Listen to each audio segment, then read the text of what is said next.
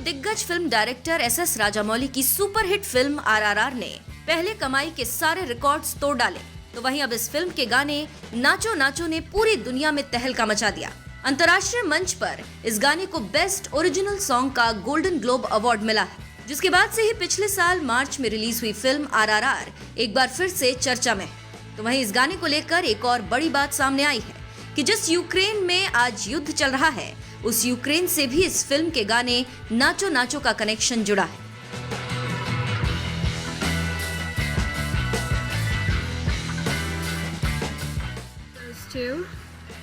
Naatu Naatu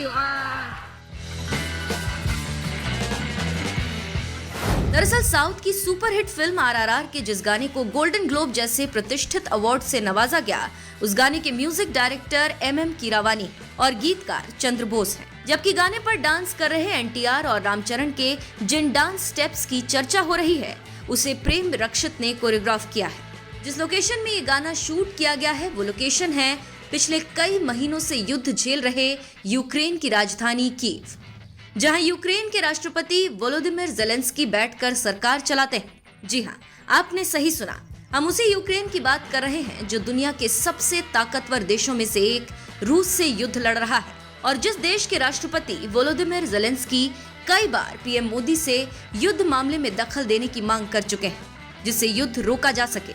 इसी Ukraine की राजधानी कीव में ही आरआरआर के गाने नाचो नाचो की शूटिंग हुई है, और गाने के बैकग्राउंड में जो महल जैसी इमारत दिख रही है, ये इमारत यूक्रेन का राष्ट्रपति भवन है, जिसे मरिंस्की पैलेस कहते हैं। और इसी मरिंस्की पैलेस के ठीक सामने अगस्त 2021 में नाचो नाचो गाने की शूटिंग की गई थी।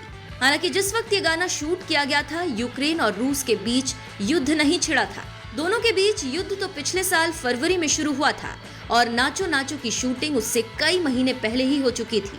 यही वजह है कि आरआरआर के प्रमोशन के दौरान निर्देशक राजामौली ने यूक्रेन में गाने की शूटिंग के अनुभव को याद करते हुए बताया था कि कैसे राष्ट्रपति ने उन्हें आसानी से शूटिंग करने की अनुमति दे दी थी, क्योंकि वो खुद एक पूर्व अभिनेता है। एक बयान में राजामौली ने यूक्रेन के राजनीतिक उथल पुथल पर दुख भी व्यक्त किया था और कहा था, हम वहाँ कुछ महत्वपूर्ण दृश्यों की शूटिंग के लिए गए थे। जब हम शूटिंग कर रहे थे तो मुझे उन मुद्दों के बारे में नहीं पता था जो अब युद्ध में बदल चुके हैं। मेरे लौटने और अब चीजों को देखने के बाद ही मुझे उन मुद्दों की गंभीरता समझ में आई।